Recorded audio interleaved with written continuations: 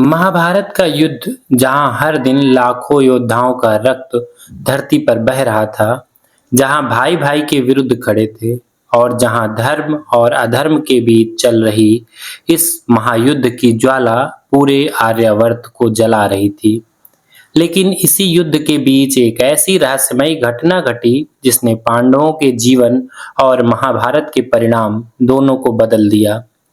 5 अभिमंत्रित सोने के तीर जो एक ही रात में पांडवों का अंत कर सकते थे, लेकिन फिर कुछ ऐसा हुआ जिसने दुर्योधन की सबसे बड़ी योजना को उसी पर भारी बना दिया। तो नमस्कार मित्रों, ज्ञान गंगा चैनल पर आप सभी का हार्दिक स्वागत है।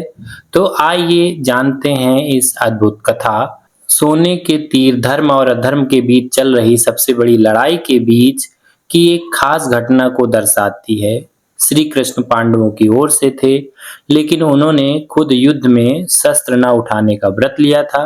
वहीं उनकी नारायणी सेना कौरवों के साथ युद्ध में शामिल थी। युद्ध में कभी पांडवों का पलड़ा भारी होता तो कभी कौरवों का। श्री कृष्ण ने भले ही हथियार नहीं उठाने के लिए व्रत लिया हो, लेकिन वह अर्जुन के सारथी बनकर हर पल उनका मार्गदर्शन करते रहे।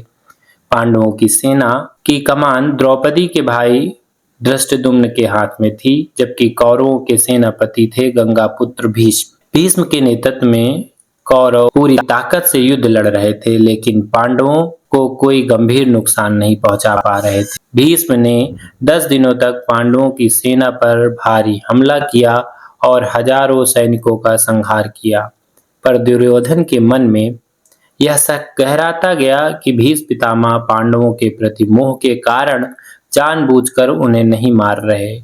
इसी शंका में एक रात दुर्योधन भीष्म के शिविर में जा पहुंचा। भीष्म उसे देखकर चकित रह गए और पूछा कि वह इतनी रात को यहाँ क्यों आया है। दुर्योधन ने अपने मन की भड़ास निकालते हुए कहा, पितामह, आपके मोह भरे रवैये के कारण मैं यहाँ आया हूँ। अगर आप निष्पक्ष होकर लड़ते तो शायद पांडव अब तक मारे जा चुके होते। मुझे शक है कि आप दिखावे के लिए युद्ध कर रहे हैं और दिल से पांडवों के साथ हैं। भीष्म को यह सुनकर बहुत दुख हुआ। उन्होंने शांत होकर कहा, क्या चाहते हो? दुर्योधन बोला, मैं चाहता हूं कि आप अपनी दिव्य शक्तियों का प्रयोग करें और पांडवों का वध करें। तभी भीष्म ने अपनी दिव्य ज्ञान से अचूक अभिमंत्रित सोने के तीर निकाले और कहा, इनसे पांडवों को कल समाप्त कर दूंगा।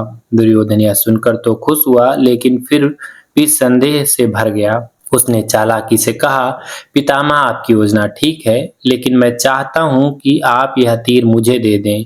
कल युद्ध के समय मैं आपको यह तीर वापस लौटा दूंगा और आपको ध्यान भी दिला दूंगा कि आपने क्या वचन दिया है। भीष्म ने संदेह न करते हुए तीर दुर्योधन को सौंप दिए। पांडवों की ओर से नियुक्त एक गुप्तचर ने यह पूरी बात सुन ली और तुरंत युधिष्ठिर के शिविर में जाकर कहा, तुम्हें वह 5 तीर दुर्योधन से मांगने होंगे। अर्जुन ने आश्चर्य से पूछा, भला मुझे तीर दुर्योधन क्यों देगा?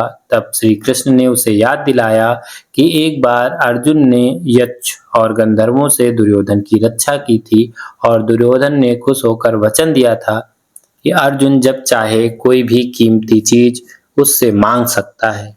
अर्जुन को याद आ गई बात। वह दुर्योधन के शिविर में पहुंचा।